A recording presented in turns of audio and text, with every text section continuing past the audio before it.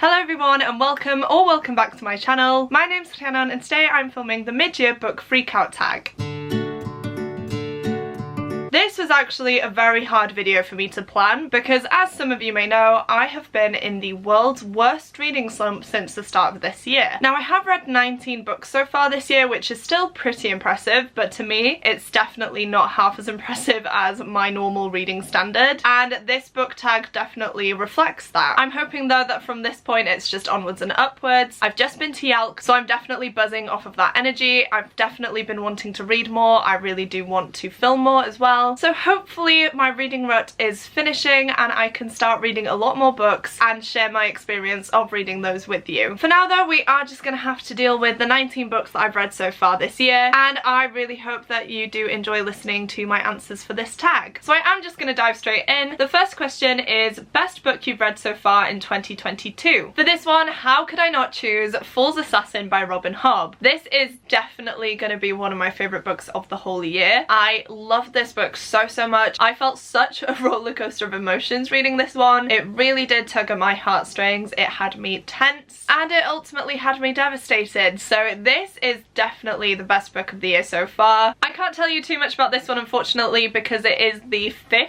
series, I want to say, in the realm of the Elderlings, and this book does follow some characters that we know and love from the previous series. But in the first book of the realm of the Elderlings as a whole, we do have Assassin's Apprentice, and in that one we follow Fitz, who is the bastard-born son of Prince Chivalry, and one day he's left at the gates of the keep by his paternal grandfather who doesn't want to keep him anymore, and so he's taken in by the stable hand Burrich. One day though, the king does take an interest in Fitz and decides to train him up as an assassin because Fitz is in a really peculiar position where he is obviously the son of a prince and so he does have noble blood, however he hasn't been recognised and so he can be with the commoners as well. A lot of stuff happens from there which I'm not going to get into because I really don't want to spoil anything for this series, but I will just say it's a wild ride. The audiobooks for this series, every single book actually of Robin Hobb's, is amazing and I would highly recommend you listen to the audiobook if it is available to you. Question number 2 is what's the best sequel you've read so far in 2022? 3 guesses what that answer's gonna be. Pause this video and leave it down in the comments if you think you know what it is. But for those of you who don't, it is Fool's Quest by Robin Hobb, which is the second book in the Fitz and the Fool trilogy. I don't actually own a copy of this book yet. I definitely will be buying one soon though, but I will have put the cover up on screen for you. Can't really tell you too much about this book because it is part of the series, but again, this was just such an amazing book. Robin Hobb just elicits so many emotions from me, and I feel like that is the sign that she is a phenomenal author and she is one of my favourite authors of all time. Definitely has me terrified to dive into the last book in this trilogy though, which I will be doing this month, and yeah, I don't know how I feel about it. I'm so excited to read it, but I know it's going to absolutely break me and I don't think I'm ready for that. So I have been putting it off, but I do think now that it is time for me to read it. So I do think I will be listening to the audiobook for this one. I've listened to the audiobooks for every single one. I just love consuming the story that way, but I do tend to read the physical book as well. Question number 3 is what's a new release you haven't read yet but want to? Now for this one I do have a few because again, massive reading slump has been happening and I desperately do want to get to these books, but I haven't wanted to pick them up whilst I'm in a slump because I'm scared that that will taint the experience of me reading them. The first one I have is A River Enchanted by Rebecca Ross. This is a beautiful book and it's definitely one that piqued my interest straight away. It's a book inspired by Scotland and Scottish mythology from what I can remember, and yeah, I just desperately want to get to it. Then we have A Portrait of a Thief by Grace D. Lee. This one is about a kind of heist where a group of people want to essentially steal back items from museums and give them back to the respective countries. So I feel like this is going to be a really good one, an important one, and one that I really will enjoy. Then we have Electra, which is a Greek myth retelling. You guys know I am obsessed with Greek myth retellings and this is the latest one that I've added to my collection. Still haven't read Ariadne though, which is the first book from this author, so I will definitely have to read both of those together. And this one follows Clytemnestra, Cassandra and Electra, who are historical figures in the Greek stories. And then lastly for this question, honestly I could go on for hours, but we have The Stardust Thief by Chelsea Abdullah. This is a retelling of the 1001 Arabian Nights, I want to say. It's definitely giving me Aladdin vibes. There's a magic lamp involved and things like that, and I just think that this is going to be such an amazing book and one that I'm really going to enjoy. So even though I'm cheating a little bit and giving you a few more books than I should, I'm really excited for all of these and I cannot wait to get to them. Question 4 is, what's your most anticipated release for the second half of the year? For this one, it's got to be Silverborn, which is the next book in the Morrigan Crow series by Jessica Townsend. Now, I do believe that it is still coming out in October of 2022. I haven't seen anything different, but I do know it's been pushed back quite a bit, so if it has changed, I will pop it up on screen, but from what I know, at the time I'm filming this, that is being released in October this year. If you haven't read any of the books in this series yet, you definitely need to get on it. The first book in the series is Nevermore, and in that one we follow Morrigan Crow, who is a cursed child that is destined to die on her 11th birthday. However, on the eve of her 11th birthday, a man called Jupiter North sweeps her away to a magical land called Nevermore, and in order for her to stay, she has to prove herself and compete in some trials to become a member of the Wondrous Society. It's filled with magic, trials, darkness as well, and it's just an amazing book. So if you haven't read it, I would highly recommend. And yeah, Silverborn is one that I've been anticipating for a while. Number 5 is, what's your biggest disappointment? Again, I feel like because my reading's been a bit meh this year, this one was a bit difficult, but I have chosen 50/50 by Steve Kavanagh, mainly because I was so excited by the premise of this book and I just don't think it worked as well for me as it could have done. Now, I don't actually know where my copy of this book is, so there will be a photo up on screen for you, and I will read you the synopsis of this book because that is what drew me in, and I just feel like it does do a good job at summing up the story. But it says, 2 sisters on trial for murder. Both accuse each other. Who do you believe? Alexandra Avellino has just found her father's mutilated body and needs the police right away. She believes her sister killed him and that she is still in the house with a knife. Sophia Avellino has just found her father's mutilated body and needs the police right away. She believes her sister Alexandra did it and that she's still in the house locked in the bathroom. Both women are to go on trial at the same time. A joint trial in front of one jury. But one of these women is lying. One of them is a murderer. Sitting in a jail cell about to go on trial with her sister for murder, you might think that this is the last place she expected to be. You'd be wrong. So the premise sounds amazing. It sounds right up my street, something I thought I would love. However, the pacing for me just was a little bit off. It was so slow in some parts and then all of a sudden it was action-packed and there was way too much going on. And then the ending was just a bit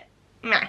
Like, obviously you know it's going to be one of two, but I don't know, it just didn't hit right for me. There was something missing and I can't quite put my finger on what it was. Question 6 is a biggest surprise, and for me that's got to be Ember and the Ice Dragons by Heather Fawcett. I previously read Even the Darker Stars by Heather Fawcett and really did not like it, and so when I jumped into her middle grade I was so pleasantly surprised and I just fell in love with it. In this one, our main character Ember is actually a dragon, and her adoptive father found her and turned her into a human for her own protection. Unfortunately though, Ember does start to show signs that she is a dragon, including bursting into flames spontaneously, and so her uncle decides to send her away to her auntie's research station in Antarctica. Once there though, she soon discovers that there's a sinister thing going on called the Winterglass Hunt, and that is an annual hunt for dragons where people go out and hunt dragons, essentially like a trophy kill. Ember is obviously horrified, but she comes up with a plan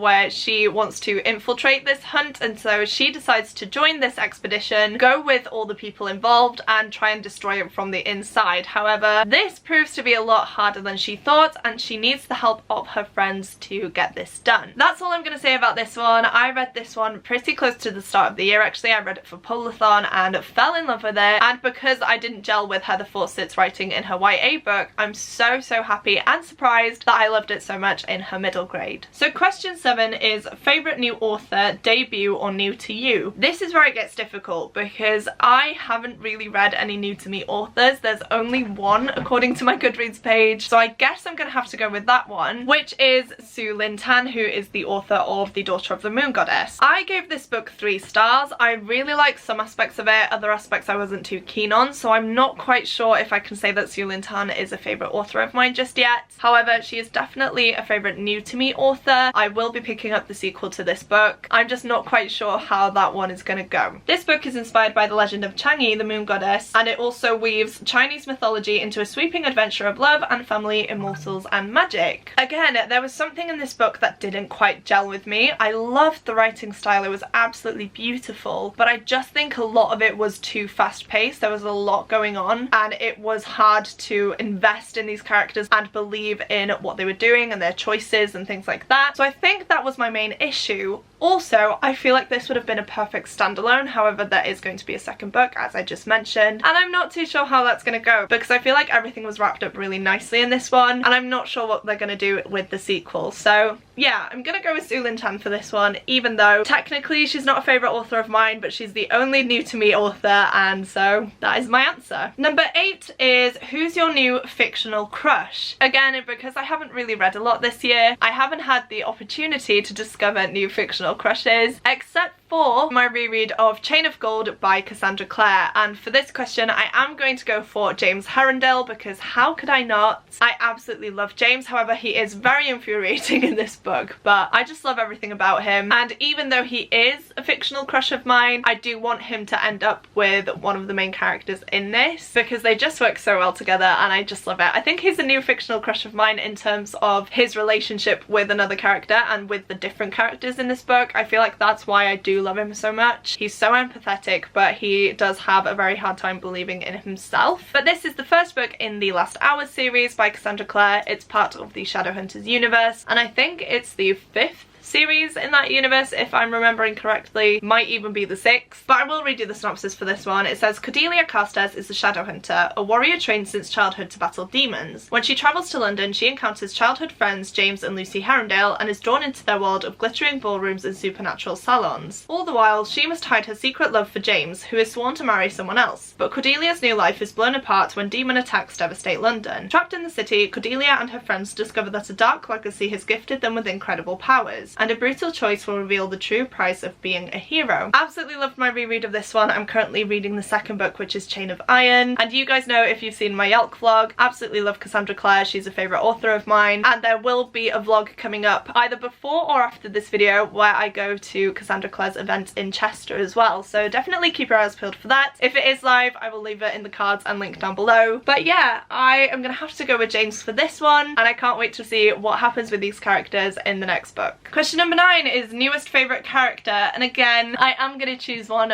from Chain of Gold, which is Matthew Fairchild. Matthew is definitely a troubled character. He is dealing with a lot of things that he has done in the past, but he isn't willing to share it with anyone else because he feels like he will be blamed for a lot of things and people will turn away from him and turn against him, and I just think his character is so interesting. There are definitely a lot of layers to him and I just want to find out more about him. In the Yelk event, actually, Cassie talked about Matthew and why we don't get his perspective, and it's because she is planning something regarding Matthew where if we were in his head we would know about it because it's a thing that he's building up towards. So she's not including his perspective in these books because that would kind of spoil what his intentions are and what his plans are. So I'm terrified but very excited, as I mentioned, to see what happens in the last book, and I just hope Matthew gets everything that he deserves because oh my gosh, I love him so much. Number 10 is a book that made you cry. I don't really cry at books. I'm that person that is so emotional and sensitive when it comes to films. However, when I read, it's like I'm a bit disassociated by it. But the one that came extremely close to making me cry was Fool's Assassin by Robin Hobb. Once again, Robin Hobb is a master of writing. She can elicit so many different emotions from me, and you guys know if you've read this one, it's a wild ride and it's just chaotic and stuff happens that really did break my heart. So this is definitely the one I'm going to choose for this question. Number 11 is a book that made me happy. This is a bit of a random one, but for Polathon I did read a book called Narwhal, Unicorn of the Sea, which I will pop a picture of the cover up on screen now. It was a tiny book. It's a graphic novel and I just picked it up randomly, but it was so wholesome. I believe it's free on Scribd as well, which is how I actually read it, and yeah, it was just the cutest thing, and if you want a really short read, I would highly recommend you pick that one up. Question number 12 is, what's the most beautiful book that you've bought or received so far this year? Again, I have a few I could choose for this. I've already mentioned A River Enchanted by Rebecca Ross. This is stunning. It has gorgeous sprayed edges. Same goes for Daughter of the Moon Goddess by Sue Lin Tan. It's just the most beautiful book. But I am going to mention a new one here as well because I feel like this definitely needs a spotlight, and it's The Atlas 6 by Olivia Blake. This is the Illumicrate edition, which has these sprayed edges. Now, how insane do they look? I absolutely love this. I think it's the most beautiful book and I cannot wait to read it. I just think it is absolutely stunning. It has artwork on the end pages as well, a little print on the book itself. It's just all round gorgeous and it's my aesthetic in a book. So yes, this definitely is one of the most beautiful books that I've bought or received, and again, desperately need to read it. And then to wrap up this video, we have number 13, which I don't know how I feel about ending this video on an odd number, especially number 13. But anyway, it says, what books do you need to read by the end of the year? Wow. Essentially every book I've mentioned so far in this video. So what I'm gonna do is just hold up this stack to show you guys. Some books that I've mentioned, we have Electra, The Stardust Thief, A Portrait of a Thief, The Atlas 6, Daughter of the Moon Goddess, A River Enchanted, and then I do desperately want to get to These Hollow Vows by Lexi Ryan, and Kingdom of Ash by Sarah J Maas, which I've been putting off for months now. I read Tower of Dawn in January, and I haven't finished up the series again, so I desperately need to read this book and read these other ones too. And that is it for today's video, you guys. Please do let me know what you thought of my answers, and if you filmed this tag yourself, please let me know down below so that I can check out your videos. If you've made it this far into the video and would like to let me know that you're still here, please go ahead and leave me some space emojis. I just love the spacey vibe of the Atlas 6 cover, and I feel like that would be a really cool emoji to choose for this video. So if you're still watching but don't have anything in particular that you would like to say, please do go ahead and comment that emoji now. As well as that, please don't forget to click the like button if you like this video, and the subscribe button if you'd like to see more content from me. Thank you guys so much for watching. It truly does mean the world to me, and I will see you soon in my next video. Goodbye!